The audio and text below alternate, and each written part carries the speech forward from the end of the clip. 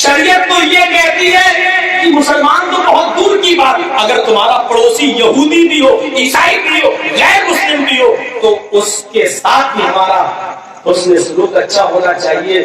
اگر وہ بھوکا رہ گیا اور تم نے پیٹ بھر کے کھانا کھایا تو تم ہو نہیں۔ عبداللہ ابن عمر کے گھر بچہ پیدا ہوا، 7 مہینہ عقیقہ ہوا، جانور ذبح کر رہے ہیں تو اپنی بیوی سے کہہ رہے ہیں دیکھو گوشت پک جائے تو اس یہودی پڑوسی کو پہنچا دینا۔ ٹھیک ہے، گوشت کی بوٹیاں بننے لگی، دیکھو یہودی پڑوسی کو پہنچا دینا۔ ہاں ٹھیک ہے، ہانڈی میں گوشت رکھ دیا گیا، پکنے لگا، اے میری بیوی جب یہ گوشت پک جائے تو یہودی کو پہنچا دینا پڑوسی کو۔ بیوی کو غصہ آ گیا، ہاں سن لیا، ٹکر کرتے چلے جا رہے ہو تب سے۔ جانور آئے تب بھی کہہ رہے تھے پڑوسی کو دے دینا، ذبح دیا جانور تب بھی بول رہے پڑوسی کو دے دینا، گوشت کی بوٹیاں ہو گئی ہیں تب بھی کہہ رہے پڑوسی کو دے دینا، چولہے میں پکنے کو رکھ دیا تب بھی، ارے سن لیا، معلوم ہے پکنے تو دو، پک جائے گا تبھی تو دوں گا، تبھی تو دوں گی۔ عورت ہے غصہ ہی سکتا ہے۔ جانتے انہوں نے کہا میری بیوی غصہ ہونا تمہارا برحق ہے، کیونکہ تم بار بار میں کوئی بات کہہ رہا ہوں تمہیں غصہ آنا بجا ہے، لیکن میں کیا کروں؟ جس منبر پر کھڑے ہو کر محمد رسول اللہ نے خطبہ دیا اس خطبے میں موجود تھا، اور اللہ کے نبی پڑوسیوں کے اتنے حقوق بیان کر رہے تھے کہ مجھے ڈر لگا، یہ بھی بتا دیا، اب ختم کرنے والے خطبہ مجھے یہ ڈر لگنے لگا کہ اتنے حقوق بتا دیے پڑوسی کے، اب کہیں رہ کیا گیا ہے، اب کہیں یہ بات نہ بول دیں کہ تم جس زمین پہ رہتے ہو وہ اس زمین کی جائیداد میں بھی تمہارے پڑوسی کا حصہ ہے، کہیں یہ نہ بول دے۔ مجھے یہ ڈر لگنے لگا کہ زمین و جائیداد میں سے بھی پڑوسی کا حق نہ بتا دے، مجھے ڈر لگ رہا تھا۔ اے میری بیوی، اسی خطبہ جمعے میں اللہ کے نبی نے فرمایا اگرچہ تمہارا پڑوسی کافر ہی کیوں نہ ہو، اگر وہ بھوکا سویا اور تم نے اس دن پیٹ بھر کے کھانا کھایا تو تم واللہ لا یؤمن واللہ لا یؤمن واللہ لا یؤمن، اللہ کی قسم تم مومن نہیں، اللہ کی قسم تم مومن نہیں، اللہ کی قسم تم مومن نہیں۔ سوچو یہ پڑوسیوں کا معاملہ ہے، اور غیر مسلم پڑوسی کے ساتھ جب یہ حق ہے کہ وہ بھوکا نہ سوئے تو ہمارا مسلمان بھائی پڑوس میں رہتا ہے وہ بھوکا سو رہا ہے، ہم نے کبھی اس کی خبر لی؟ ہم نے کبھی اس کی خیر لی؟ ہم نے کبھی پوچھا؟ یہ آپ کی اور ہماری سب کی ذمہ داری ہے۔ اس حمام میں آپ بھی ننگے ہیں اور ہم جیسے مولوی بھی ننگے ہیں۔ شریعت مولویوں کے لیے الگ نہیں ہے، شریعت آپ کے لیے الگ نہیں ہے۔ اگر نماز پڑھنے کا حکم آپ کو ہے تو مولوی کو بھی ہے، اگر پڑوسیوں کے ساتھ اچھا سلوک کرنے کا حکم آپ کو ہے تو ہم کو بھی ہے۔ اللہ نے یا ایھا العلماء کہہ کر خطاب کیا، یا ایھا الذین آمنوا کہہ کر خطاب کیا، ہر اہل ایمان اس کے اندر شامل ہے۔ کیسا محسوس ہوتا ہے ایک شخص جان دے رہا ہے اپنی، اس کو معلوم ہے کہ 2 گھونٹ پانی پی لوں تو میری جان بچ جائے گی، لیکن پانی ہی 2 گھونٹ ہے، اگر میں پی لوں گا تو میرا بھائی پیاسا رہ جائے گا۔ سوچو، فَأَصْبَحْتُمْ بِنِعْمَتِهِ إِخْوَانًا، تم اس کی نعمت سے بھائی ہو گئے۔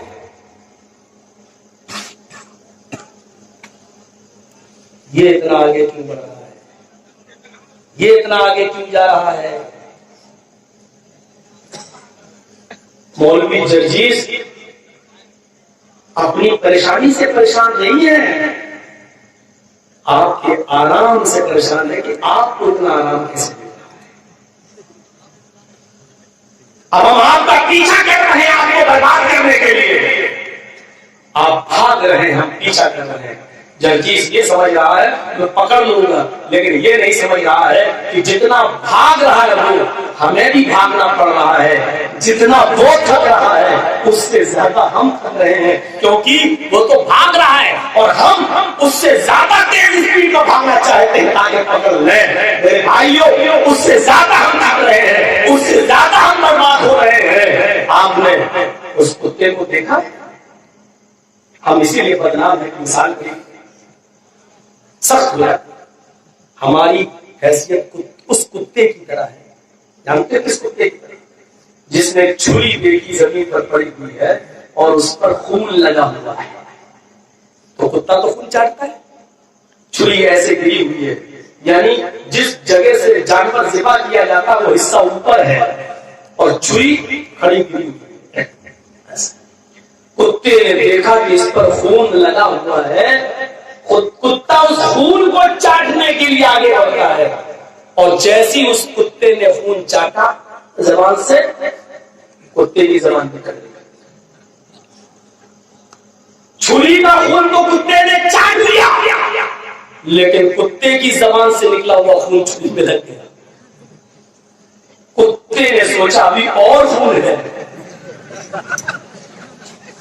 اس نے پھر چاٹا، اس کی زبان اور کچی۔ کتا سوچ رہا ہے کہ میں کسی اور کا خون چاٹ رہا ہوں، وہ اپنا خون چاٹ رہا ہے، اتنا چاٹا کہ اس کی زبان کٹ کے گری، یہاں تک کہ وہ خود مر گیا، تباہ ہو گیا اس خون کو چاٹتے چاٹتے۔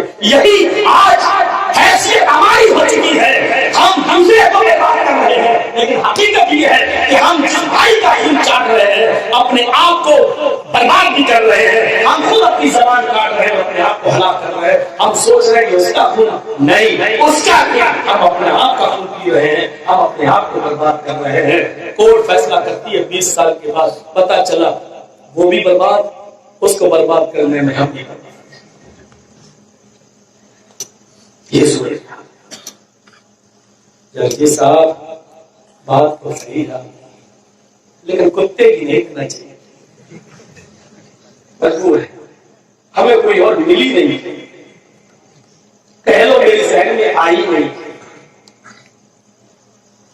حجاج ابن یوسف کے زمانے میں اس کی نظر میں ایک مجرم تھا جو کئی دنوں سے لاپتہ تھا، اور وہ مجرم بہت بڑے تابعی تھے، ان کا نام تھا سعید ابن جبیر۔ حجاج ابن یوسف نے اپنی پولیس کو حکم دیا کہ وہ جہاں ملے پکڑ لو اور میرے سامنے لا کر حاضر کر دو، میں ان کو قتل کروں گا، قتل کروا دوں گا۔ سعید ابن جبیر کے قتل کا حکم نافذ ہو گیا، لیکن سعید ابن جبیر پکڑ میں نہیں آیا۔ جاسوسی ہر زمانے میں ہوتی رہی۔ آپ کیا سمجھتے ہیں کہ اس مجلس میں جاسوس نہیں بیٹھے ہیں؟ 1,000 روپے میں، صرف 1,000 روپے میں جاسوسی کرتے ہوں گے۔ بھینس کی قیمت 50,000، گائے کی قیمت 30,000، بکرے کی قیمت 15,000، کتے کی قیمت 8,000، 10,000، ہماری قیمت 1,500 روپے دو، اور جس کے خلاف جاسوسی کروانا ہو کروانا۔ ہم جاسوسی کرتے ہیں، موجودہ حکومت کے چمچوں تک اپنے محلے کی خبریں بھیجتے ہیں، صرف 500 روپے میں، 1,000 روپے میں، یہ ہماری قیمت ہے، ہماری قیمت جو آج اوپر بیٹھے ہوئے لوگوں نے مجھے کہے کتے سے بھی کم۔ جرجی صاحب بہت کری باتیں ہو گئی ہیں، بھائی آپ کو تو اچھی لگ رہی ہے، لیکن جو جاسوسی کرتا ہوگا وہ تو سوچ رہا ہوگا نا کہ ہم کو کتنا بنائے گا،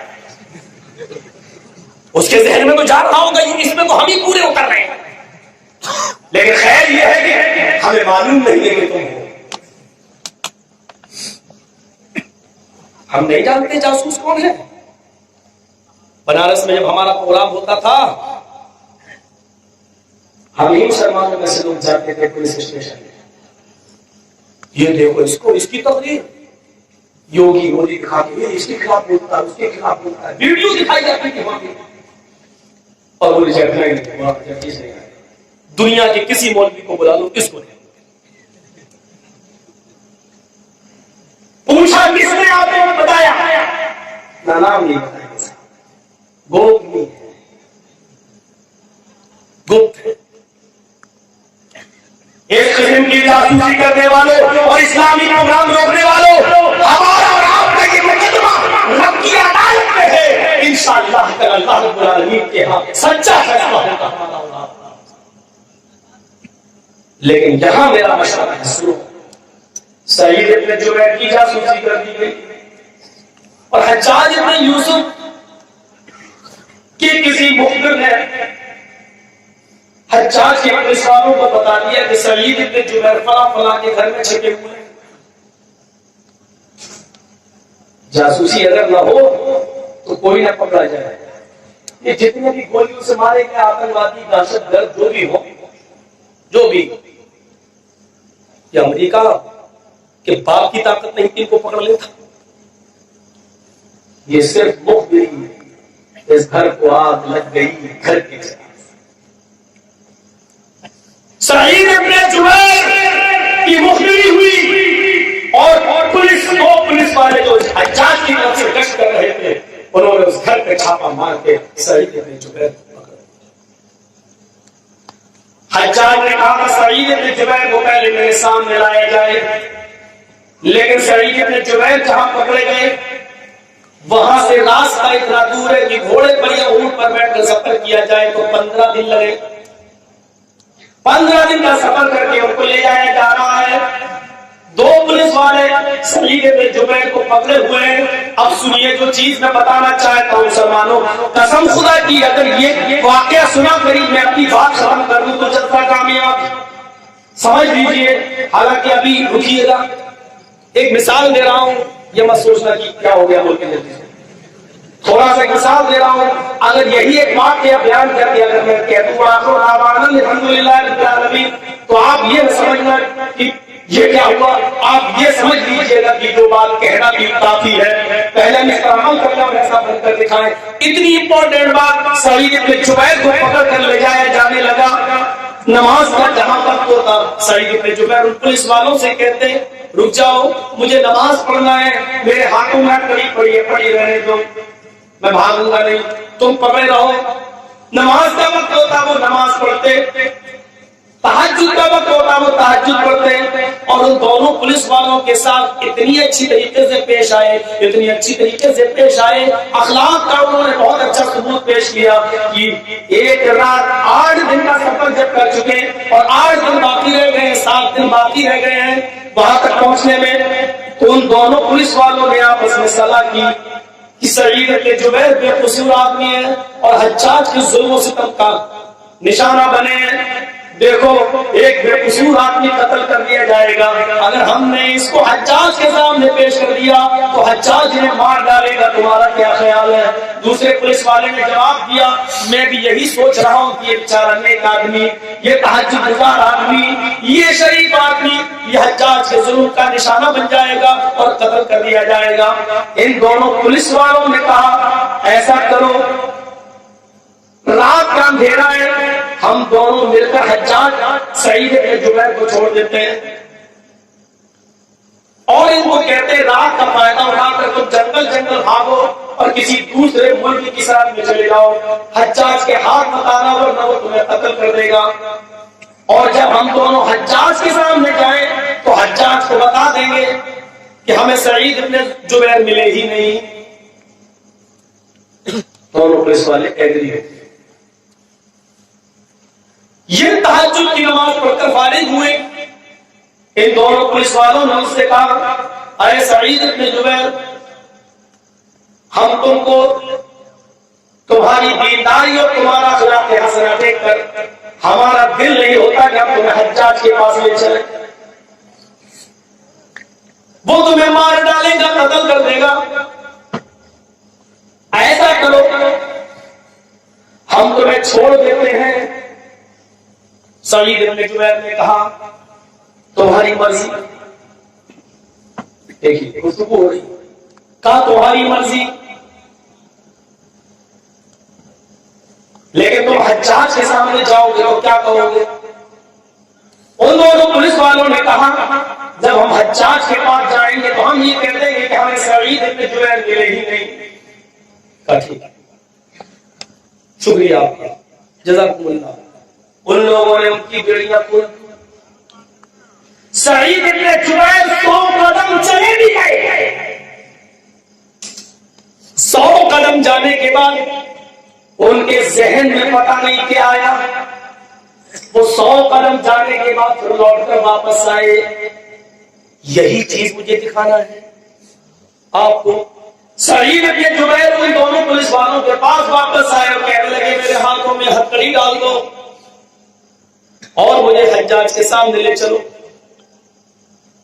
ان پولیس والوں نے کہا سعید تمہیں کیا ہو گیا ہے؟ ہم نے تمہیں چھوڑ دیا ہے اور تمہیں معلوم ہے کہ حجاج تمہیں قتل کر دے گا، پھر بھی تم آ گئے ہو، ابھی بھی موقع ہے، رات کا اندھیرا، تم چلے جاؤ۔ سعید نے جواب دیا نہیں، حجاج کے پاس لے چلو۔ کہا کہ نہیں، وہ تمہیں مار ڈالے گا اور ابھی ہمارے لیے چانس ہے، ہم چھوڑ دیے تمہیں اور حجاج سے یہ کہہ دیں گے کہ سعید ملے ہی نہیں۔ سعید نے جواب دیا 2-4 دن ہی تم اپنا جھوٹ بول کر بچ پاؤ گے۔ جب یہاں مجھ جیسے آدمی کی جاسوسی کر دی گئی، کس کے گھر میں میں چھپا ہوا ہوں، جب یہ بتا دیا گیا تو کوئی نہ کوئی حجاج کا جاسوس حجاج کو جب کل یہ بتائے گا کہ ان دونوں پولیس والوں نے سعید کو پکڑ لیا تھا لیکن رحم کرنا چھوڑ دیا، اور جب حجاج کو تم دونوں کے بارے میں پتا چلے گا کہ تم دونوں نے مجھے پکڑنے کے بعد چھوڑ دیا تو جانتے ہو تمہارا انجام کیا ہوگا؟ تمہارا انجام یہ ہوگا کہ وہ حجاج تم دونوں کو قتل کر دے گا۔ ان پولیس والوں نے کہا ہاں اگر پتا چلے گا تو ضرور وہ ہمیں قتل کر دے گا۔ تو سعید بن جبیر نے کہا آئے پولیس والوں، صرف سعید اتنا مفاد پرست نہیں ہے، صرف سعید اتنا خودغرض نہیں ہے کہ وہ اپنی جان بچانے کے لیے تم دونوں کی جان خطرے میں ڈالے، پھر سعید اتنا خودغرض و مفاد پرست نہیں ہے کہ وہ اپنی جان بچانے کے لیے تم دونوں کو موت کے منہ میں ڈھکیل دے۔ نہیں مجھے لے کے چلو، اور زبردستی ان کے ساتھ آئے اور حجاج کے سامنے پیش کر دیے گئے، اور حجاج بن یوسف نے ان کے قتل کا حکم صادر کر دیا اور دوسرے دن سعید بن جبیر کو قتل کر دیا گیا۔ میرے بھائیوں، انہوں نے اپنے آپ کو قتل کروا لیا لیکن اپنی وجہ سے ان دونوں مسلمان پولیس والوں کو خطرے میں نہیں ڈالا، ان کی جان کو خطرے میں نہیں ڈالا۔ ایک مسلمان دوسرے مسلمان کے لیے اس طریقے سے سوچتا ہے انما المؤمنون اخوہ، مومن آپس میں دوسرے کے بھائی ہیں۔ میرے بھائی جو ایمانداری کے ساتھ بتاؤ ان واقعات کی روشنی میں آج ہمارے رشتے کیسے ہیں؟ قرآن ہم پڑھتے ہیں، ہمارے گھر کی عورتیں رمضان کے مہینے میں 4-4, 5-5, 6 قرآن مکمل کر لیتی ہیں، یہ آیت بھی وہ پڑھتی ہیں اور ان کی نظر سے گزرتی ہے، لیکن کیا آپس میں بھائی ہونے کا اور ہر عورت ان کی نظر میں بہن ہونے کا کیا ان کے دل میں وہم و خیال بھی آتا ہے؟ ہم نتیجہ ابھی تو صرف اخوا پر ہمارا معاملہ ہے، انما المؤمنون اخوہ، مومن آپس میں ایک دوسرے کے بھائی ہیں۔ آگے کے آیت کے لفظ پر غور کیجیے، فاصلحوا بین اخویکم، اگر ان دونوں میں تم تنازع دیکھو، اختلاف دیکھو، لڑائی دیکھو، جھگڑا دیکھو اور ان دونوں کے درمیان دوری دیکھو تو فرمایا ان دونوں کے درمیان تم اصلاح کرا دیا کرو، آپس میں ان دونوں کو ملا دیا کرو۔ جھوٹ اتنی بری بیماری ہے اور اتنا بڑا گناہ ہے کہ اللہ کے رسول سے کسی نے پوچھا، صحابی نے، کیا مومن پوچھتے ہو سکتا ہے؟ فرمایا ہاں ہو سکتا ہے۔ کیا مومن بخیل بھی ہو سکتا ہے؟ فرمایا ہاں ہو سکتا ہے۔ پوچھا کیا مومن جھوٹا بھی ہو سکتا ہے؟ تو اللہ کے رسول کا جواب یہ تھا وہ مومن نہیں جو جھوٹ بولے، یعنی بزدلی آ سکتی ہے، بخیلی آ سکتی ہے لیکن جھوٹ نہیں۔ لیکن اتنا بڑا گناہ ہونے کے باوجود مومن کی شان ہی نہیں کہ وہ جھوٹ بولے۔ میرے بھائیو، اتنا بڑا گناہ ہونے کے باوجود اللہ کے رسول اجازت دیتے ہیں اگر دو مسلمانوں کے درمیان تفریق ہے، لڑائی ہے، جھگڑا ہے، ان دونوں کے درمیان اگر صلح کرانے میں تمہیں جھوٹ بولنا پڑ رہا ہے تو بول دو، اگر جھوٹ بول دو وہ دونوں ایک ہو رہے ہیں تو بول دو۔ لیس الکذاب الذی یصلح بین الناس، جو لوگوں کے درمیان اصلاح کرائے اور اس کو بیچ میں جھوٹ بولنا پڑے تو جھوٹ بولنے والا کذاب نہیں ہے، جھوٹ بولنے والا جھوٹا نہیں لکھا جائے گا اللہ کے یہاں۔ دیکھیے وہ جھوٹ جو عبد القادر جیلانی نے چوروں کے سامنے نہیں بولا، وہ جھوٹ جس کو بڑے سے بڑے موقع پر حضرت عامر بن مالک نے جب ان کے آزمائش اور امتحان میں پڑے تو انہوں نے جھوٹ نہیں بولا، صحیح بتا دیا۔ وہ جھوٹ جس سے ہر زمانے میں نفرت کی جاتی رہی، شریعت نے ہر زمانے میں اس کو بری نظر سے دیکھا، لیکن دو مسلمانوں کا معاملہ اتنا اہمیت رکھتا ہے کہ اگر سچ بول کر تو ایک نہیں ہو رہے ہیں اور تمہارے جھوٹ سے اگر ایک ہو سکتے ہیں تو جھوٹ بول دو۔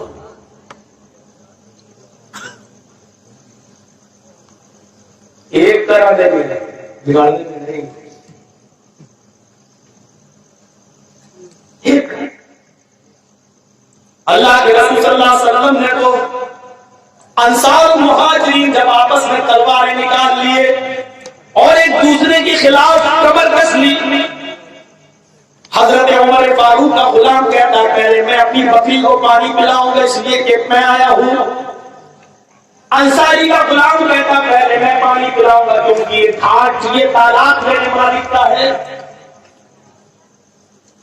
عمر فاروق کا غلام کہتا ہے پہلے میں آیا ہوں، اس نے کہا پہلے آنے سے کیا ہوتا ہے، گھاٹ تو میرے مالک کا، پہلے میں پانی پلاؤں گا۔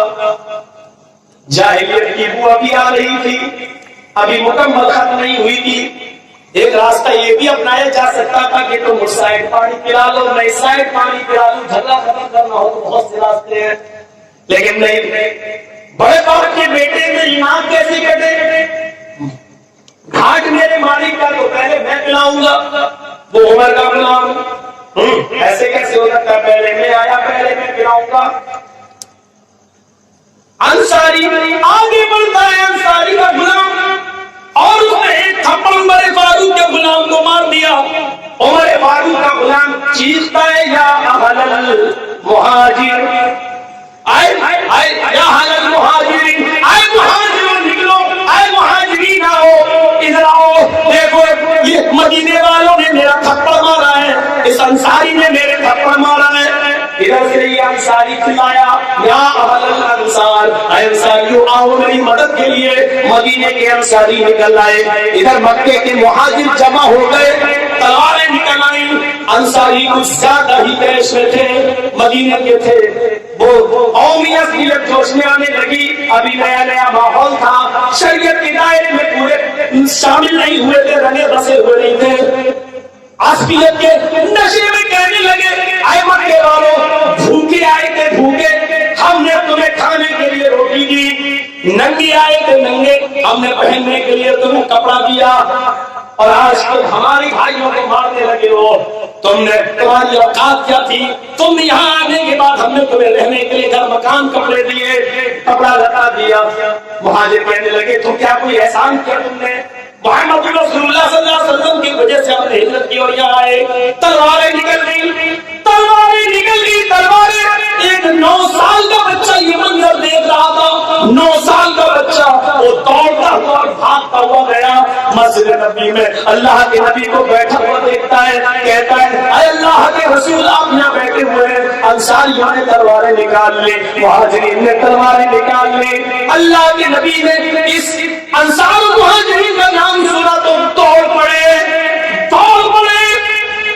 جواب چلے، نماز کے لیے کبھی نہیں دوڑے، لیکن مصالحت کے لیے دونوں کو ایک کرنے کے لیے دوڑے، اور اتنی تیز دوڑے کہ مسجد نبی کی چوکھٹ میں آپ کی چادر الٹ گئی اور چادر زمین کی اوپر گر گئی، اس 9 سال کے بچے نے چادر اٹھائی، چیخ کر کہا اے اللہ کے رسول یہ آپ کی چادر، آپ نے کہا تم پیچھے پیچھے آؤ، ابھی میں چادر نہیں پکڑوں گا، اتنے میں کوئی میرا بھائی کسی مسلمان بھائی کو مار نہ دے، کوئی خون خرابہ نہ ہو جائے، آپ ننگی پیٹ پہنچ گئے، انصار و مہاجرین کے بیچ میں جاتے ہیں، انصاری کہتے ہیں اے اللہ کے رسول آپ بیچ سے ہٹ جائیے، ہمارا جھگڑا آپ سے نہیں ہے۔ مہاجر کہتے ہیں اے اللہ کے نبی آپ بیچ سے ہٹ جاؤ، ہمارا جھگڑا آپ سے نہیں ہے۔ دونوں تلواریں نکالے ہوئے انصار مہاجر کو، مہاجرین انصار کو مارنا چاہتے ہیں۔ اللہ کے نبی نے دیکھا یہ جھگڑا ختم ہونے کا نام نہیں لے رہا ہے، ہمارے روکو رکو رکو کہنے کے باوجود قومی عقیدت اور جہالت ان کے اندر ابھی بھی پہلے کی پروان چلی ہوئی ہے۔ تو آپ نے فرمایا لوگوں اے انصاریوں اتنا بتاؤ کیا تم مارنے کے لیے بالکل تیار ہو؟ ہاں نہیں مارو گے؟ نہیں بالکل لڑنے کے لیے تیار ہو؟ ہاں مہاجروں تم بتاؤ کیا تم بھی ان کو مارنے کے لیے بالکل تیار ہو؟ ہاں اے اللہ کے نبی ہٹ جاؤ۔ آپ نے کہا ٹھیک ہے اب ہم تم دونوں کو نہیں روکیں گے، تلواریں پکڑے رہو، ایک دوسرے پر حملہ کرو، لیکن یاد رکھو محمد رسول اللہ نے تم دونوں کو آپس میں مواخات کرائی تھی، ایک دوسرے کا بھائی بھائی بنایا تھا، میری محنت و مشقت کر کے تم دونوں کے درمیان محبت پیدا کی تھی۔ میری زندگی میں کوئی کسی کو نہیں مار سکتا ہے، اگر تم یہ چاہتے ہو کہ مارو ایک دوسرے کا خون کرو، تو آپ نے زمین پر بیٹھ گئے اور فرمایا اے انصاریوں یہ میری گردن جھکی ہوئی ہے، پہلے محمد رسول اللہ کی گردن پر تلوار چلاؤ۔ اے مہاجروں پہلے یہ تلوار محمد کی گردن پر چلے گی، آگے کی ربی قسم اس ذات کی قسم جس کے قبضے میں میری جان ہے، محمد کے ہوتے ہوئے کوئی کسی کو نہیں مار سکتا ہے۔ اے انصاریوں میری زندگی میں کوئی کسی کو ختم نہیں کر سکتا ہے۔ اے مہاجروں اگر مارنا ہی ہے تو پہلے تمہیں میری گردن سے گزرنا ہوگا، تمہاری تلوار محمد کی گردن پر چلے گی۔ انصاریوں نے محمد رسول اللہ کو پوزیشن میں دیکھا، اپنی تلوار پھینک دی، اللہ کے رسول میرے ہاتھ میں اتنی طاقت نہیں کہ تلوار اپنی گردن پر چلا سکے۔ ادھر مہاجرین نے اپنی تلوار پھینک دی۔ اے اللہ کے نبی آپ کی گردن پر تلوار چلانے سے پہلے ہم برباد ہو گئے، اے اللہ کے نبی ہم ایسا نہیں کر سکتے۔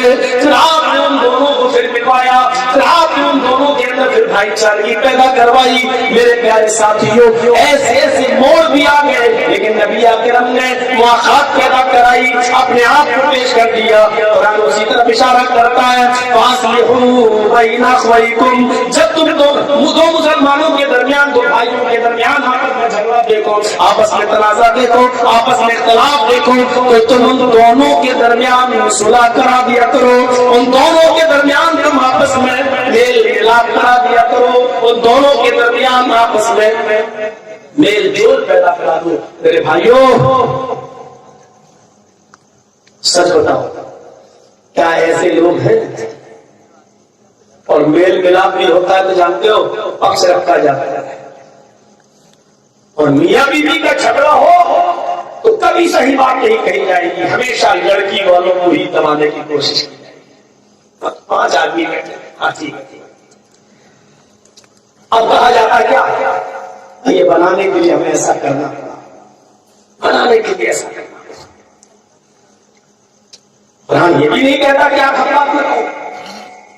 تو اس آیت پر غور کیا، انما المؤمنون اخوہ فاصلحوا بین اخویکم، آپ کے سامنے بھائی بھائی ہے سب مسلمان، اور میں نے آپ کے سامنے واقع رکھا کہ خونی اور ایمانی رشتہ، خونی اور ایمان، خون کا رشتہ اور ایمان کا رشتہ، ان دونوں کا اگر مقابلہ ہو تو ایمانی رشتے کی اہمیت زیادہ ہوگی خونی رشتے پر۔ میں نے آج ابن عمیر کا واقعہ آپ کے سامنے رکھا، اور جب آپ سیرت پڑھیں گے اور جنگوں کا مطالعہ کریں گے تو ایسے آپ ہزاروں، آپ ایسی سینکڑوں جنگیں دیکھیں گے، سینکڑوں جنگیں۔ میرے بھائیوں خود اللہ کے رسول کے زمانے میں جو 80 جنگیں ہوئی ہیں، 26 جنگوں میں خود اللہ کے رسول اس میں شامل رہے، ایسی کئی جنگیں آپ دیکھیں گے جس میں باپ بیٹے کے مقابلے میں لڑ رہا ہے، بیٹا باپ پر تلوار چلا رہا ہے۔ انہوں نے ایمانی رشتے کے آگے خونی رشتے کی پرواہ نہیں کی ہے، خونی رشتے کی پرواہ نہیں کی ہے۔ اس لیے اسلامی رشتہ،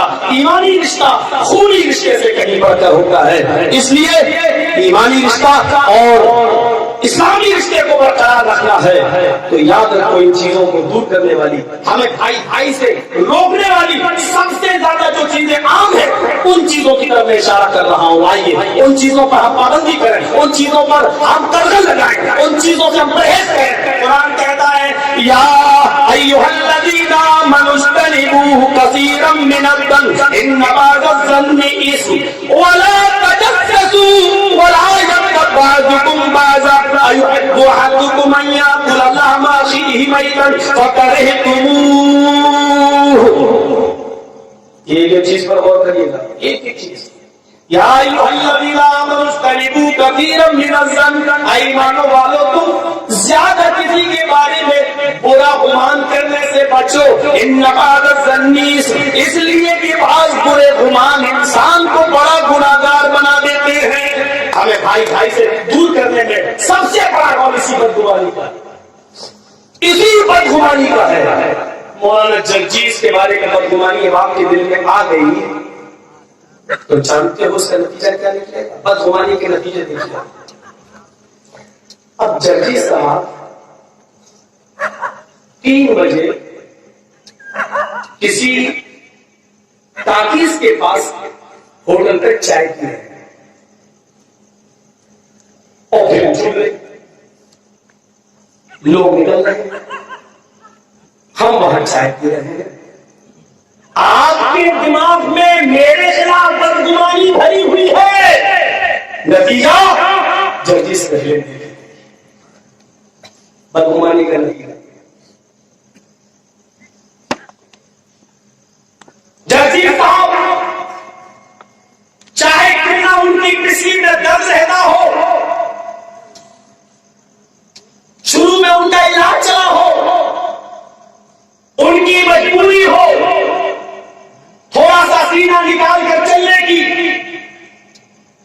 اسٹیج پہ آئیں گے ہمارے دماغ میں بدگمانی بھری ہوئی ہے، پکڑتے چلے جائیں.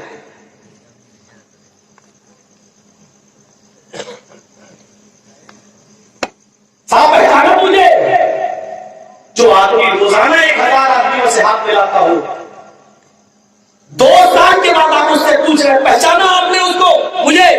میں نے کہا صاحب ذہن میں نہیں آ رہا. بدگمانی آپ کی دل میں بھری ہوئی ہے، گھمنڈی بولتی ہے پہچانتا. بدگمانی بھری ہے ہمارے دل میں. آپ کے دل میں بدگمانی ہے. اب ہم نماز پڑھنے کے لیے جا رہے ہیں مسجد میں، گھر سے نکلے ہیں، آپ اپنے گھر کی اوپر چھت پہ چڑھے ہیں، آپ کی نظر میرے اوپر پڑی، میں نے آپ کو دیکھا، میں سبحان اللہ الحمدللہ پڑھ رہا تھا، میرے ہونٹ ہل رہے ہیں، بدگمانی ہے آپ کے دل میں. آپ نے سوچا مجھے دیکھ کے بڑبڑا رہا ہے، گالی دے رہا ہے. بدگمانی ہے ہمارے دل میں. قرآن کریم سب سے پہلے مسلمان بھائیوں کو آپس میں بھائی بنانے کے لیے اسی پر تدبیر لگاتا ہے. یا ایھا الذین آمنوا اجتنبوا کثیرا من الظن، اے ایمانوں والو تم آپس میں ایک دوسرے کے بارے میں زیادہ برے گمان کرنے سے بچو. ایسا ضروری نہیں کہ آپ سوچیں وہ صحیح ہو. 2 ڈاکٹر بیٹھے ہوئے ہیں، یہ بھی ڈاکٹر ہے میں بھی ڈاکٹر ہوں. ایک آدمی دور سے لگاتا ہوا چلا رہا ہے. پہلا ڈاکٹر بولتا ہے اس کے پیر میں موچ آ گئی، ضرور اس کو موچ آ گئی. دوسرا ڈاکٹر کہتا ہے نہیں، اس کی ریڑھ کی ہڈی میں چوٹ لگی ہوئی ہے اس لیے وہ لگا کے چل رہا ہے. پہلا ڈاکٹر کہتا ہے کہ نہیں موچ آئی ہے، اور اگر موچ نہ آئی ہو پیر میں تو 1000 روپیہ میں ہار جاؤں گا. دوسرا کہتا ہے اگر اس کی ریڑھ کی ہڈی میں چوٹ نہ لگی ہو تو 1000 روپیہ میں ہار جاؤں گا. ادھر میں وہ آدمی لڑاتے ہوئے آیا، کہنے لگا ڈاکٹر صاحب آپ لڑ کیوں رہے ہو؟ نہ میرے پیر میں چوٹ لگی ہے، نہ مجھے موچ آئی ہے، نہ میرے ریڑھ کی ہڈی خراب ہے، میرے پیر کی چپل ٹوٹ گئی تھی اس لیے میں گھسٹ گھسٹ کے چل رہا تھا. دونوں کے گمان غلط ثابت ہو گئے. دونوں کی بدگمانیاں کیا تھی؟ دونوں میں گمان میں چوٹ لگی ہے. ایک کہہ رہا نہیں ریڑھ کی ہڈی، لیکن آنے والے نے صاف کر دیا نہ پیر میں چوٹ ہے نہ یہ نہ ریڑھ کی ہڈی میں، میرا میرا پیر ایسا ہو گیا تھا، چپل ٹوٹ گئی تھی، اس لیے میں گھسٹ کے چل رہا تھا، شرمندہ۔ بعد میں شرمندگی کیا فائدہ بھائی، بعد میں شرمندگی سے کوئی فائدہ۔ حضرت امام اوزاعی رحمت اللہ علیہ کی بیوی سے انہی کے گاؤں کی ایک عورت ملنے آئی، اور سنو، امام اوزاعی کی بیوی سے انہی کے گاؤں کی ایک عورت ملنے آئی، انہوں نے چٹائی بچھا دی، امام اوزاعی کی بیوی نے چٹائی بچھا دی، وہ بیٹھی، اور جیسی بیٹھی تو اس کے پیچھے جو جبھا تھا، جو شلوار پہنے ہوئے تھی، وہ بھیگ گئی، چٹائی بھیگی ہوئی تھی، وہ چٹائی کا حصہ پیچھے کا وہ بھیگ گئی۔ تو اس نے کہا، اس کی نظر امام اوزاعی کے بچے پر پڑی، اس نے کہا تم نظر نہیں رکھتی ہو، لیکن جو بیٹھی عورت محلے کی وہ کہتی ہے تم اس بچے پر نظر نہیں رکھتی ہو، یہ بچے نے اس پر پیشاب کر دیا، چٹائی بھیگی ہوئی تھی، بچے نے پیشاب کر دیا، تم نے وہی چٹائی بچھا دی، میرا بھی کپڑا خراب ہو گیا، میں اسی پیشاب پر بیٹھ گئی۔ امام اوزاعی کی بیوی نے کہا تم گھبراؤ نہیں، یہ پیشاب نہیں ہے جس پر تم بیٹھی ہو، یہ پیشاب نہیں ہے، میں بہت محتاط رہتی ہوں۔ اس نے کہا پھر کیا ہے، میرے گمان کو صاف کرو، مجھے یقین دلاؤ، یہ بتاؤ کہ یہ کیا تھا۔ مجھے تو نماز پڑھنا رہتی ہے، اگر پیشاب ہو تو میں اس شلوار کو اپنے جا کر دھل لوں۔ امام اوزاعی کی بیوی کہتی ہے جسے تم پیشاب سمجھتی ہو یہ پیشاب نہیں ہے، یہ میرے شوہر امام اوزاعی کے آنسو ہے، وہ فجر کی نماز کے بعد آتے ہیں، قرآن کی تلاوت کرتے ہیں، پھر اس گھر میں اپنے گناہوں سے استغفار کرتے ہیں، توبہ کرتے ہیں، روتے ہیں، گڑگڑاتے ہیں، اتنے روتے ہیں کہ ان کے آنسوؤں سے یہ چٹائی تر ہو جاتی ہے۔ لیجیے بدگمانی کتنی بری چیز ہے، ہماری عورت نے اسے گاؤں کی رہنے والی نے جس کو پیشاب سمجھا، حقیقت میں تو امام اوزاعی کے آنسو نکلے۔ میرے بھائیوں غور کرو کتنی تکلیف ہوتی ہوگی کہ ہم کسی کے آنسوؤں کو اپنی بدگمانی کی وجہ سے پیشاب کہہ لیں۔ قرآن کریم جانتا ہے، اللہ جانتا ہے، بدگمانی سب سے پہلے بھائی کے رشتے کو ختم کرتی ہے، اس لیے کیا فرمایا، یا ایھا الذین آمنوا اجتنبوا کثیرا من الظن ان بعض الظن اثم۔ اگر تم چاہتے ہو کہ آپس میں تمہارا مسلمان بھائی تم سے محبت کرے اور خونی رشتہ ایک طرف اسلامی رشتہ بڑا اس سے بڑھ کر ہو، تو آپس میں ایک دوسرے کے خلاف بدگمانیاں اپنے دلوں میں مت پالو۔ کتنی بڑی بدگمانی کر سکتے تھے حضرت عمر فاروق رضی اللہ تعالیٰ عنہ۔ مسجد موجود ہے، حضرت عمر تھوڑی دیر کے لیے مسجد میں نہیں دکھائی دیے، اللہ کے رسول مرض الموت میں مبتلا ہے، کوئی دکھائی نہیں دیا۔ حضرت عبداللہ ابن زمعہ اور دوسرے صحابیوں نے حضرت عمر فاروق کو نماز پڑھانے کے لیے آگے بڑھا دیا۔ حضرت عمر فاروق کی آواز بڑی بلند تھی، انہوں نے کہا اللہ اکبر، جیسے ہی اللہ اکبر کہہ کر نیت باندھی، عمر فاروق نماز پڑھانے لگے، مسلمان ان کے پیچھے نماز پڑھنے لگے۔ یہ آواز محمد رسول اللہ صلی اللہ علیہ وسلم کے کانوں میں بھی گئی۔ اس وقت حضرت عائشہ اسی حجرے میں موجود تھی جہاں اللہ کے نبی موجود ہے۔ اندر سے آواز آتی ہے یا اللہ ورسولہ، اللہ نے بھی منع کر دیا، اس کا رسول بھی منع کر رہا ہے، ذالک والمسلمون، اور مسلمان بھی نہیں چاہتے۔ عمر فاروق مصلی امامت پر کھڑے نہیں ہوں گے، نہ اللہ کو پسند ہے نہ مسلمانوں کو پسند ہے۔ محمد رسول اللہ کے مصلی پر میری غیر موجودگی میں سوائے ابو بکر کے اور کوئی دوسرا کھڑا نہیں ہو سکتا ہے۔ ابو بکر آئے، حضرت ابو بکر کو نماز پڑھانے کے لیے کھڑا کیا گیا، حضرت عمر کو روکا گیا، نماز شروع ہو چکی ہے، لیکن اس کے باوجود عمر فاروق کو پیچھے ہٹنا پڑا، حضرت ابو بکر کو آگے جانا پڑا، ابو بکر کو آگے کیا گیا۔ اب سوچو نماز ختم ہوتی ہے تو عمر فاروق کے دل میں یہ خیال آ سکتا تھا کہ اللہ کے رسول کو بھڑکانے والی یہ عائشہ ہوگی، دونوں ایک کمرے میں موجود تھے۔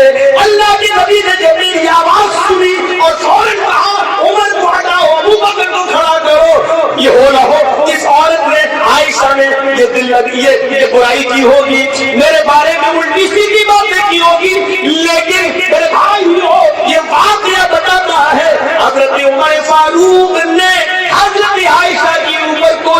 بدگمانی نہیں کی ہے، بلکہ جب میں ہٹے مصلی سے اور سلام پھیرا تو یہی جملے ادا کیے، باقی محمد رسول اللہ کا فیصلہ بجا ہے، جائز ہے۔ ابو بکر کے ہوتے ہوئے میری کوئی حیثیت بھی نہیں تھی، میں کیسے مصلی امامت پر کھڑا ہو سکتا ہوں؟ اے عبداللہ ابن سمعان، تم نے مجھے کیوں آگے بڑھا دیا؟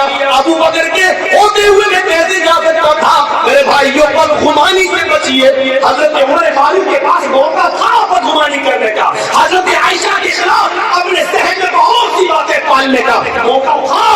حضرت عائشہ حجرے میں ہے، نبی حجرے میں ہے، حضرت عمر کے دل میں یہ خیال آ سکتا تھا، لیکن نہیں آ رہا ہے، نہیں آ رہا ہے۔ کیوں؟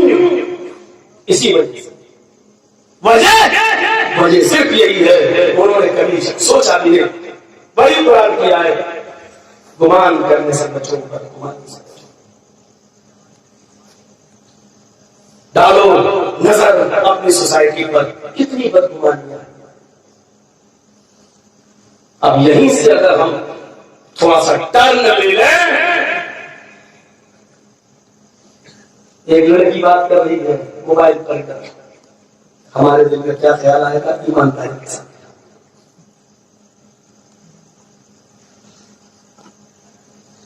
ہم گھر میں گھسے، میری اپنی بیٹی موبائل دیکھ رہی ہے، جیسے ہم گھسے اس نے موبائل بند کر دیا، ہمارے دل میں کیا خیال آئے؟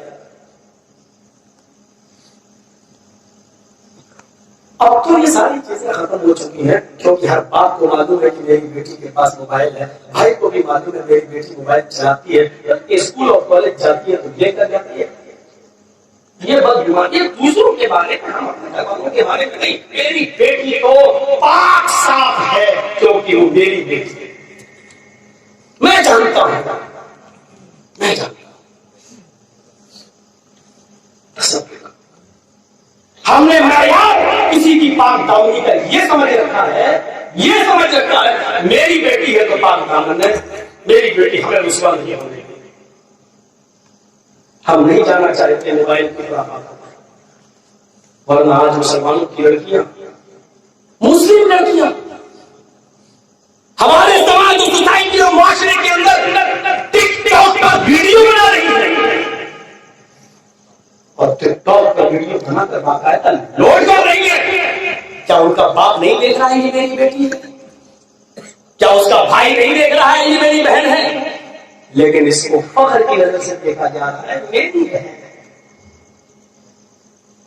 وہ خطرناک جملہ اللہ کے رسول نے 1400 سال پہلے کہا تھا، اپنی ماں، بہن، بیٹی، بیوی کی بے غیرتی پر خاموش رہنے والا دیوس ہے۔ آج وہ جملہ کتنا سچا ثابت ہوتا ہے۔ دیوس ایسے سننے میں اچھا نہیں لگے گا، جب دیوس کا معنی بھی بتایا جائے۔ ٹک ٹاک پر ناچ رہی ہے، ڈانس کر رہی ہے، جن کے خوبصورت بالوں اور جن کے حسین اور جمیل چہروں کو کبھی آسمان کی نگاہوں نے بھی نہیں دیکھا تھا، آج تمہاری مٹکتی ہوئی کمر، آج تمہارے جسم کا نشے و فراز اور تمہارے جسموں پر پڑے ہوئے ٹائٹ کپڑوں سے تمہارے جسم کی نمائش، آج بگڑے ہوئے نوجوانوں کی آنکھوں کی ٹھنڈک بنی ہوئی ہے۔ تصور کرو، جتنی بڑی مجرم یہ ٹک ٹاک پر ڈانس کرنے والی بے حیا، یہ ویشیائیں ہیں۔ مت کہلواؤ مجھ سے، ان کو میں بہنے کہنے میں شرم آ رہا ہے، ان کو میں اپنی بہن کیسے بہن؟ ایسی وحشیائیں، ان کے باپ ہو تم، ان کے بھائی ہو تم، اور تم میں ہم بھی شامل ہیں۔ یہ مت سوچنا کہ ہم سے تمہیں کیا ہے۔ یا ایھا الذین آمنوا اجتنبوا کثیرا من الظن ان بعض الظن اسم۔ ایمانو والو، تم ایک دوسرے کے بارے میں زیادہ کوئی گمان کرنے سے بچو، اس لیے کے پاس گمان انسان کو بڑا گناہگار بنا دیتے ہیں۔ اور دیکھیے بھائی بھائی کو، مسلمان بھائیوں میں درار پیدا کرنے والی ایک دوسری چیز آتی ہے، وَلَا تَجَسَّسُوا، اس کی بھی روک تھام کر دی ہے، اور تم ایک دوسرے کی جاسوسی مت کرو۔ تو یہ کیا کر رہا ہے؟ یہ کہاں جا رہا ہے؟ اچھا بتاؤ، اس عورت کا آدمی مر گیا ہے، 10 سال سے عورت بیوہ ہے، یہ شادی نہیں کر رہی ہے، یہ آدمی یہی روزانہ کیوں جاتا ہے؟ یہ تو ہو گئی بدگمانی۔ اب تو لگا رہا ہے کھڑکی میں چھاپ کے کرتا کیا ہے؟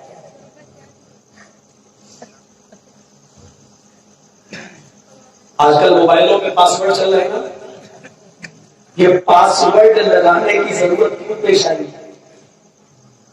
جب آپ کچھ کرتے نہیں ہیں، آپ کے موبائل کے اور آپ کی میموری میں کچھ ہے نہیں، تو کیوں لگا رہے پاسورڈ؟ پاسورڈ کا لگانا اس بات کی طرف اشارہ کر رہا ہے کہ کچھ دال نکالا ہے، اور کچھ نہیں بلکہ پوری دال کھالی۔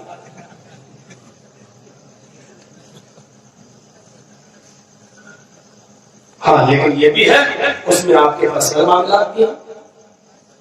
معلوم میں شادی شدہ ہوں، میں اپنی بیوی کی پکچر رکھا ہوں، کوئی برائی نہیں ہے، حالانکہ پکچر ایک برائی ہو سکتی ہے، جان بوجھ کر کھینچنا، وہ ہم اس طرف نہیں جانا چاہ رہے ہیں۔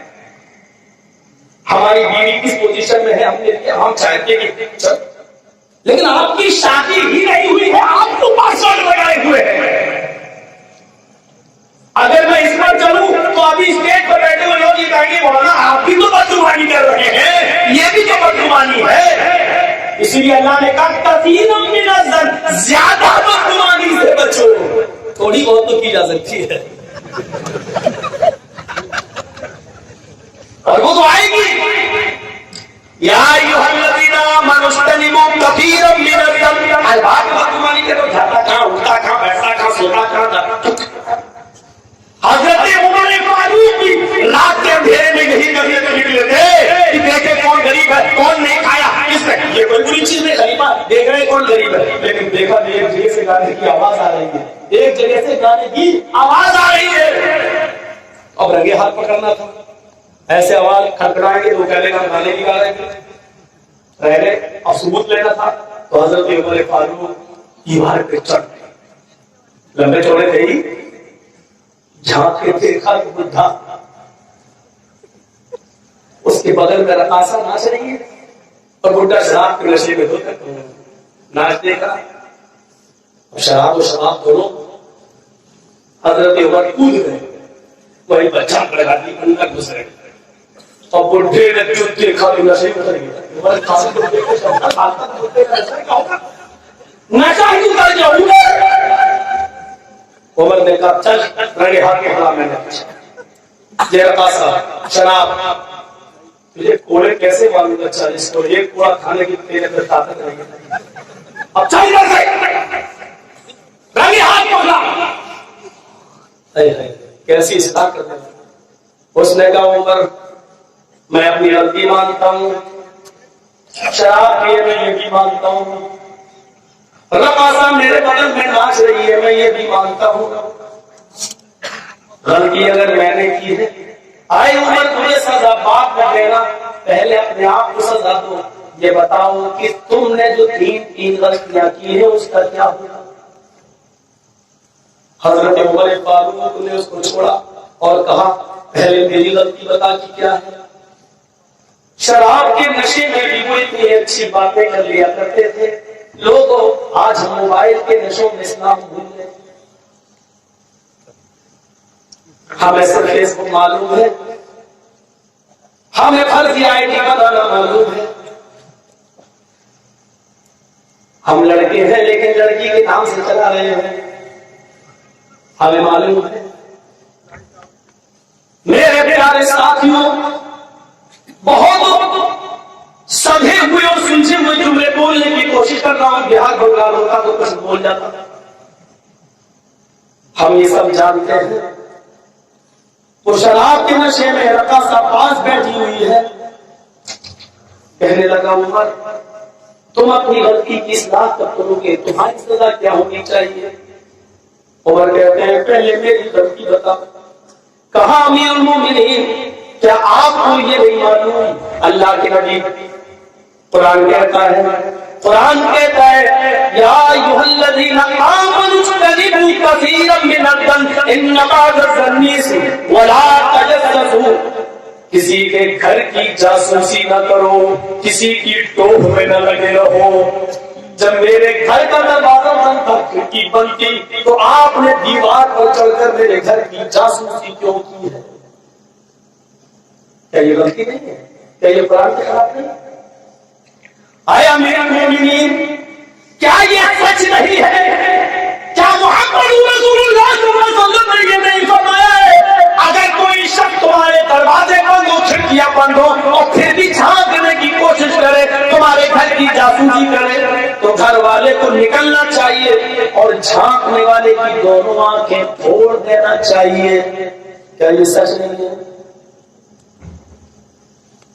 صرف گھروں میں جھانکنا ہی نہیں، ہم موبائلوں میں جھانک جھانک کے دیکھ رہے ہیں، گوگل میں گھس گھس کے دیکھ رہے ہیں، یوٹیوب میں گھس گھس کے دیکھ رہے ہیں، گندے ویب سائٹ ڈھونڈ رہے ہیں، ادھر بھی جا رہے ہیں، یہ بھی اسی زمرے میں شامل ہے۔ حضرت عمر سن رہے ہیں، کہتے ہیں بوڑھے ہاں یہ بھی غلطی ہے، اور بتا کہاں امیر المومنین؟ تیسری غلطی ہے کہ اللہ کے نبی نے فرمایا جب تم کسی کے گھر میں جاؤ، کسی کے گھر جانے کی کوشش کرو تو پہلے اس کے گھر کا دروازہ کھٹکھٹاؤ، اس سے اجازت لو، کیا تم نے مجھ سے اجازت لی ہے؟ حضرت عمر کہتے ہیں کیا یہ غلطی نہیں ہے؟ ہاں یہ بھی غلطی ہے۔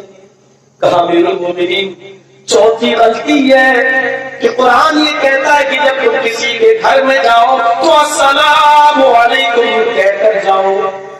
علامہ شبلی نے الفاروق میں لکھا ہے، باقاعدہ لکھا ہے، آئے عمر تم سلام نہیں کیے بلکہ چوروں کی طرح دیوار پہ چڑھ کے میرے گھر میں تم نے چھلانگ لگائی۔ پوری تقریر میں ہمارے دشمنوں کو کچھ نہیں ملے گا، صرف یہی ایک بات ملے گی کہ اس نے عمر کے بارے میں چور کہہ دیا، کیونکہ جو لوگ سننے نہیں آئے کچھ کمیاں ڈھونڈنے آئے ان کے لیے اتنا کافی ہے، مسالہ مل گیا۔ مولوی جزیز نہ اتنا بڑا ہے نہ اتنا قابل ہے، مجھے اس کرسی پر اور اس اسٹیج پر اگر پہنچایا ہے تو ہمارے دشمنوں کا اس میں رول بہت زیادہ ہے، ہمارے مخالفوں کا اس میں رول بہت زیادہ ہے۔ اللہ تمہیں سلامت رکھے۔ میرے پیارے ساتھیوں، میں علامہ شبلی کی بات کر رہا ہوں۔ علامہ شبلی نے کیا لکھا فاروق کے اندر؟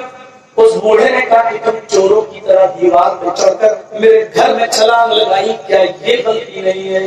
حضرت عمر کہتے بوڑھے اپنا خیال رکھنا، میں تمہیں سزا نہیں دوں گا، میں اپنی غلطی کی اصلاح کر رہا ہوں۔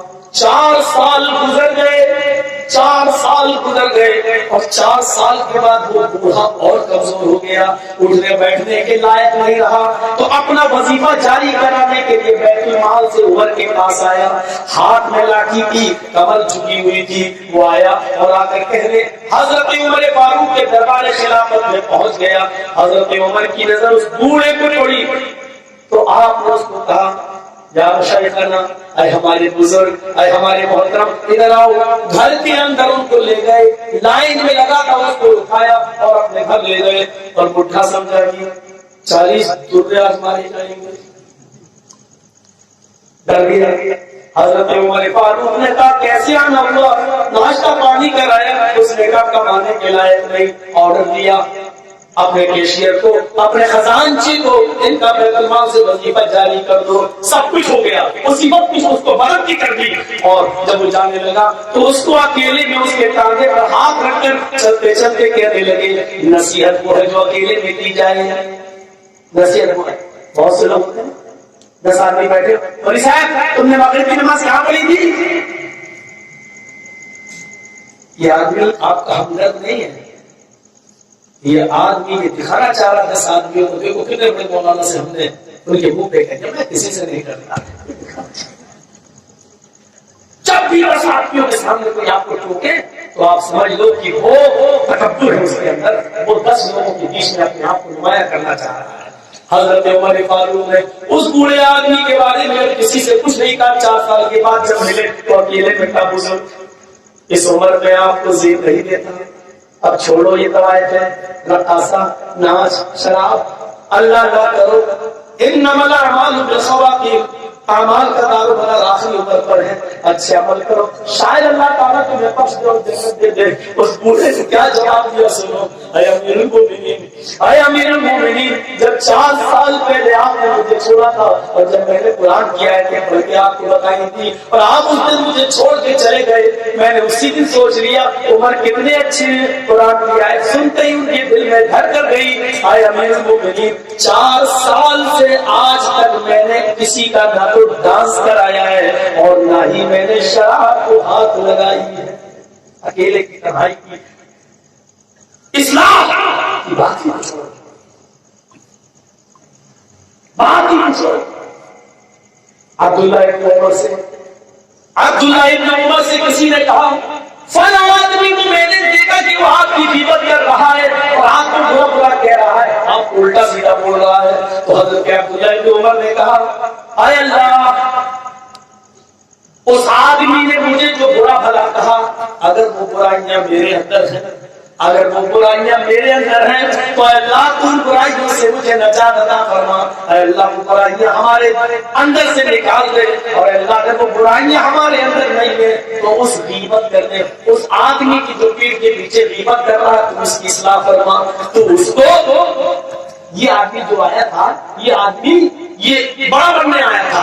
دیکھو میں نے عبداللہ ابن عمر کو بتایا کہ فلاں کی غیبت کر رہا، عبداللہ ابن عمر مجھے ایوارڈ دیں گے، مجھے بہت اچھا سمجھیں گے، مجھے اپنا قریبی بنائیں گے. انہوں نے داڑھی نہیں کرنے دی، غیبت کرنے والے سے کہا جاؤ تم نے اس آدمی کے بارے میں بتا دیا، اگر میرے اندر یہ برائیاں ہیں تو اللہ سے دعا کرتا ہوں کہ وہ دور کر دے، اور اگر نہیں ہے تو میں اس کے لیے دعا کرتا ہوں کہ اللہ رب العالمین اس کو غیبت سے بچا لے اور اس کو غیبت سے دور کر دے.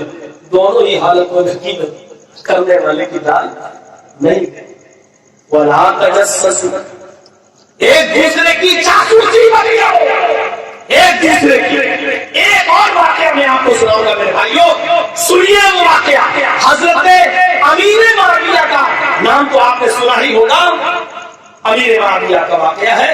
امیر معاویہ کی بیوی عام طور پر مہمانوں کا اپنے گھر میں آنا جانا پسند نہیں کرتی تھی. ہوتا ہے بہت سے گھروں کی عورتیں نہیں چاہتی کہ میرے گھر میں کوئی مہمان آئے، کھانا بناؤ یہ بناؤ. ہم بھی ایسے علاقوں میں گئے ہیں، گھر میں آواز بھی آنے لگی کہ کتنے دن رہیں گے یہ وہاں. ہم لوگوں نے آپس میں صلاح کر کے ہم لوگوں نے کہا کہ 3 دن کا جلسہ ہے، یہاں 3 دن رہنا ہی تو ابھی کہہ رہی ہے. تو گھر والے کو بتایا نہیں، ہم لوگوں نے صلاح کر کے کہیں کمرہ کہیں ہوٹل میں لے لیا. ہوتی ایسی بہت سی عورتیں جو نہیں چاہتی کہ اپنے گھر میرے گھر میں مہمان آئے. اصل میں مہمان کو کیوں ناپسند کیا جانے لگا؟ کیونکہ مہمان کے کھانا بننے وقت وہ آج کل جو ٹی ویوں میں سیریل چلتے ہیں نا وہ چھوٹ جاتے ہیں. مہمان کی مہمان نوازی چھوٹ جائے لیکن سیریل نہ چھوٹے. اور سیریل اگر دیکھ رہی ہو تو مجال ہے کہ اپنے ہسبینڈ اور اپنے شوہر کا بھی فون اٹھا لیں. گھنٹی بجتی رہے گی، وہ سیریل نہیں لگتا. سیریل جانے والی سگی کی اماں ہر کو سسرال ہے تو ایسا لگتا ہے سیریل نہیں چھوڑ سکتی ہے. وہ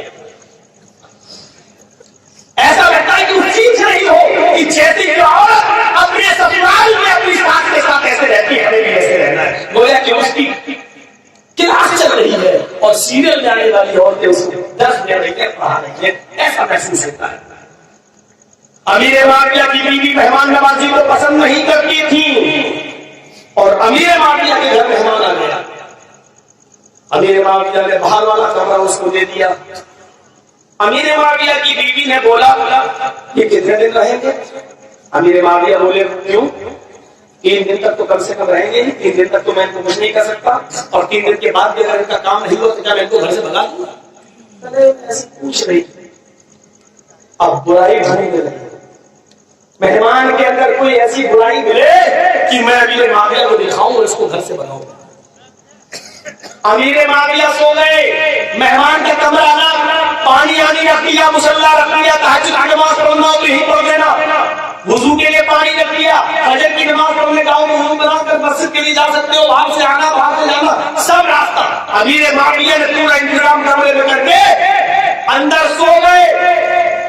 رات میں امیر معاویہ کی بیوی اٹھی اور اس کے کمرے کی طرف جاتی ہے، مہمان کے دیکھے کیا کر رہا، برائی ڈھونڈ رہا ہے، جاسوسی۔ جو کان لگایا کھڑکی میں تو مہمان گانا گا رہا ہے اور بڑا بھی ہوتا گانا گا رہا ہے۔ آج کل کے گانے کیا ہوں گے،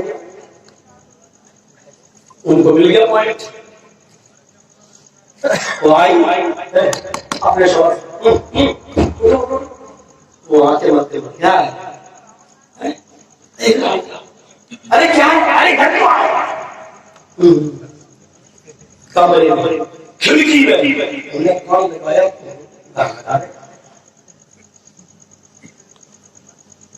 بڑا بے ہوتا، بڑا واحد جانا گلی سے نہ کرنا۔ ابھی معاویہ نے ابھی اس کو کچھ نہیں کہا، اپنی بیوی کو پکڑا، کھینچا، بستر پہ سو جا، چلو کہا کہ کیا ہوا، تم کیوں گئی، کیا ہوا، کیوں گئی، کہا تمہیں معلوم نہیں اللہ تعالیٰ فرماتا ہے وَلَا تَجَسَّسُوا، کسی کی جاسوسی مت کرو۔ جب میں نے اس کا کمرہ الگ کر دیا، اس کا رہن سہن الگ کر دیا، تو تمہیں اس کے گھر کی اندرون خانہ کی ٹول لینے کی کیا ضرورت تھی؟ اچھا اب بھی غلطی میری ہے، وہ گانا گانا اس کی نہیں۔ امیر معاویہ نے کہا ساری غلطی تمہاری ہے، اس کی کچھ بھی نہیں ہے، وہ کیا کر رہا اس کا رب جانے، اس کا وہ ذاتی معاملہ ہے، وہ جانے، اس کا رب جانے، لیکن تم نے اس کی ٹولے کے لیے بہت غلط کام کیا۔ سو جاؤ، ہاں تمہارے لیے تو کوئی برا ہے ہی نہیں، میں ہی بری ہوں، سو گئی۔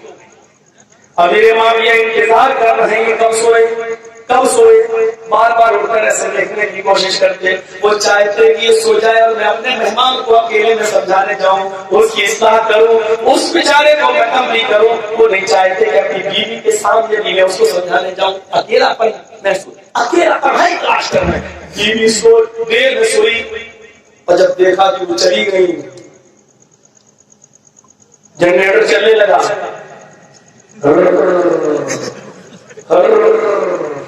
امیر معاویہ کو پتا چلا ہاں گئی چلی کہاں سے، ہو گیا گئی کا مطلب اوپر نہیں، سو گئی۔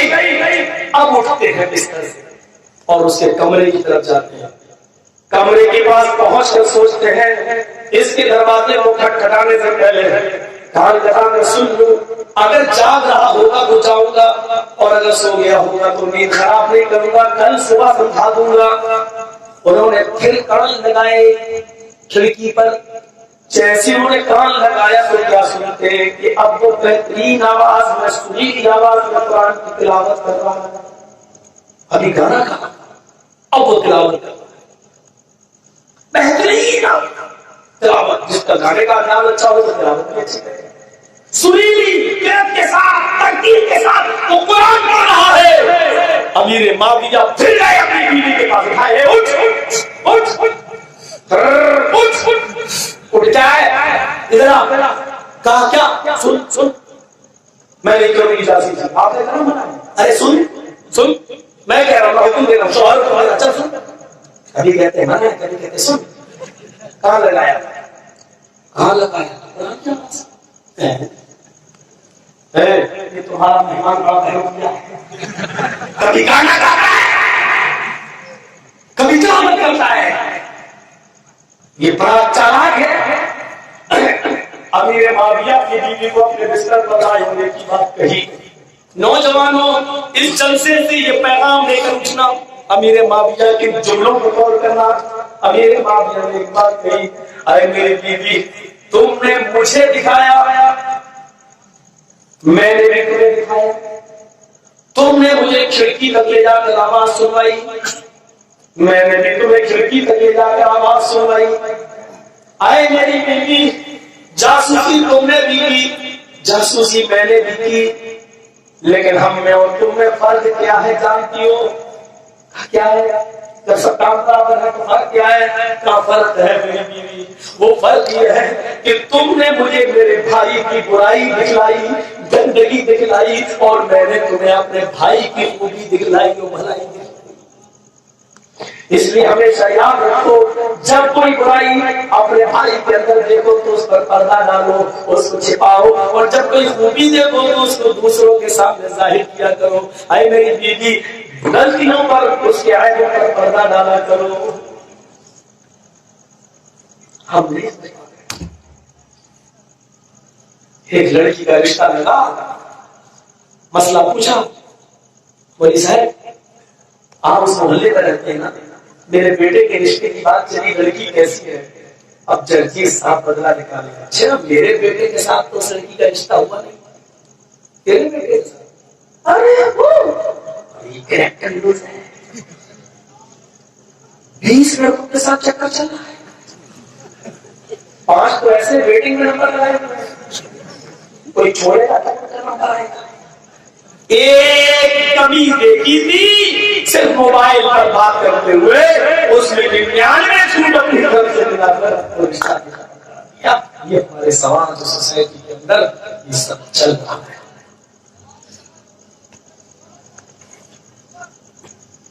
امیر معاویہ نے اپنی بیوی سے کہا برائیوں میں پردے ڈالو، خوبیاں دیکھو، اور چاند میں اس کے بعد ایسا نہیں کہ نہیں سمجھایا۔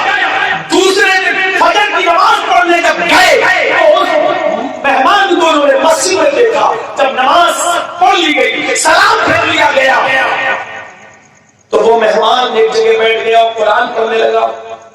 امیر معاویہ اس کے قریب چلے گئے اور کہنے لگے تھوڑی دیر کے لیے قرآن بند کرو، مجھے تم سے پرسنل کچھ بات کرنی ہے۔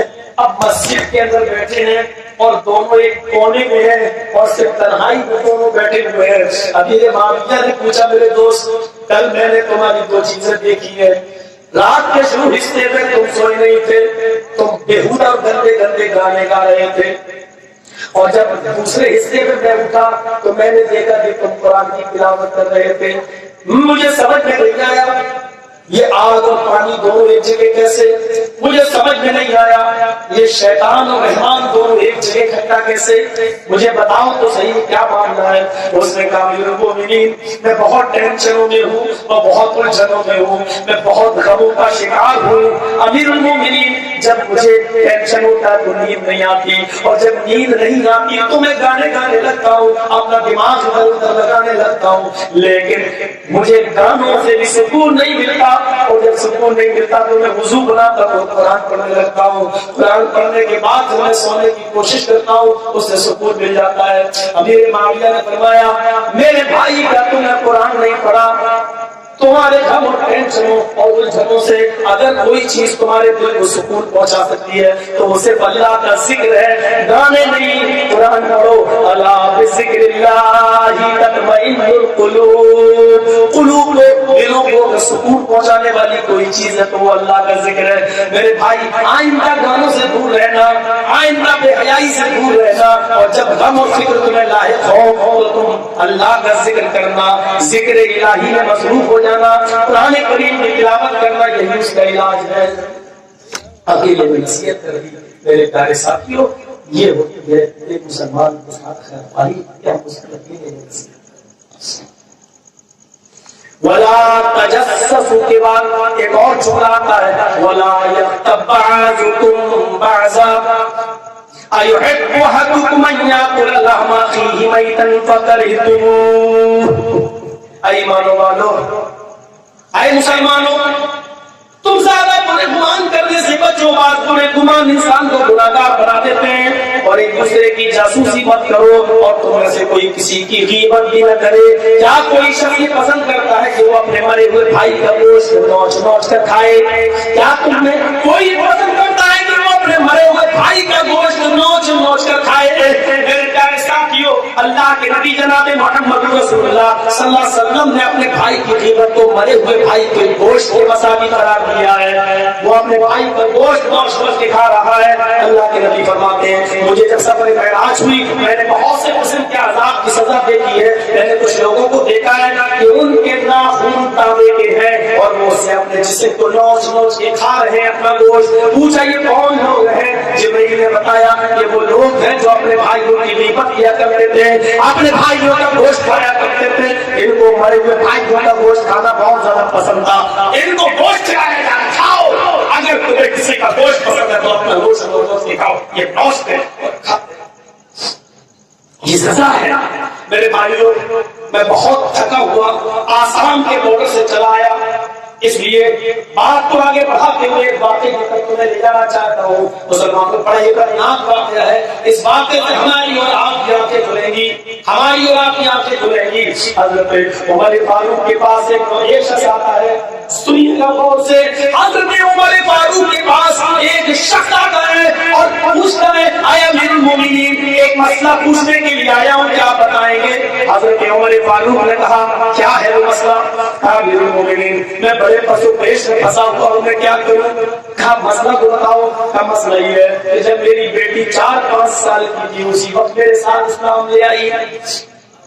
میری بیٹی جب 4-5 سال کی تھی، چھوٹی تھی، بچپن میں ہم جب اسلام لائے تو 4-5 سال کی میری بچی بھی میرے ساتھ اسلام لائی، ہم لوگ اسی حال میں مسلمان ہوئے، اسلام لائے اور ہم اپنی بچی کی پرورش کرنے لگے۔ آج میری بیٹی 16-17 سال کی ہو چکی ہے، بالغ ہو چکی ہے۔ امیر المومنین، معاملہ میرا یہ ہے کہ میری بیٹی جوان ہو جانے کے بعد، بالغ ہو جانے کے بعد میری بیٹی سے زنا کا سلوک ہو گیا۔ امیر المومنین، میری بیٹی جوانی کو پہنچی تو ایک لڑکے سے زنا کر بیٹھی، زنا کے بعد جیسے وہ فارغ ہوئی، لڑکا چلا گیا، اس کو بڑا ٹینشن ہوا کہ میں نے کیا کر بیٹھی ہے۔ اس وقت اس نے نہیں سوچا، لیکن زنا کے بعد اس کو بہت احساس ہوا۔ امیر المومنین، وہ میرے گھر کے کچن میں چلی گئی، اس نے چھری اٹھائی، اس نے اپنے پیر پر چھری ماری، اس نے اپنی ران پر چھری ماری، اس نے اپنے دونوں پستان پر چھری ماری، اس نے چھری اپنے گلے پر کیسی رکھی، ایسے ہی میری نظر پڑ گئی۔ امیر المومنین، میں دوڑتا ہوا گیا، میں نے اپنی بیٹی کا ہاتھ پکڑا اور میں نے چھری اس کے ہاتھ سے چھین کر پھینک دی۔ میں نے اس سے پوچھا، میری بیٹی کیا ہوا تجھے؟ یہ پاگل پنا پھیلے تھے کیسا؟ کہنے لگی، ابو مجھے چھوڑ دو، میں اب زندہ نہیں رہنا چاہتی۔ میں نے کہا، بیٹی کیا ہوا؟ تجھے کون سی پریشانی ہے؟ یہ کیا ہو گیا؟ کہنے لگی، ابو میں بتا نہیں سکتی، میں نے بہت بڑا جرم کیا، میں حد کو پہنچ چکی ہوں، ابو مجھے مت جانے دو، مجھے چھوڑ دو۔ ایک باپ کے لیے بڑی شرم کی بات ہوگی۔ باپ نے کہا، آیا امیر المومنین، میں نے اپنی بیٹی سے کہا، بیٹی گناہ انسان سے ہی ہوتے ہیں، غلطی انسان سے ہی ہوتی ہے، بتا سچ بتا ہوا کیا ہے؟ میری بیٹی چیخ کر کہتی ہے، ابو ایک لڑکے سے میں نے زنا کر لیا ہے، ابو میں زنا کر بیٹھی ہوں۔ میرے پیروں کے نیچے سے زمین سڑک گئی، لیکن کر کیا سکتا تھا؟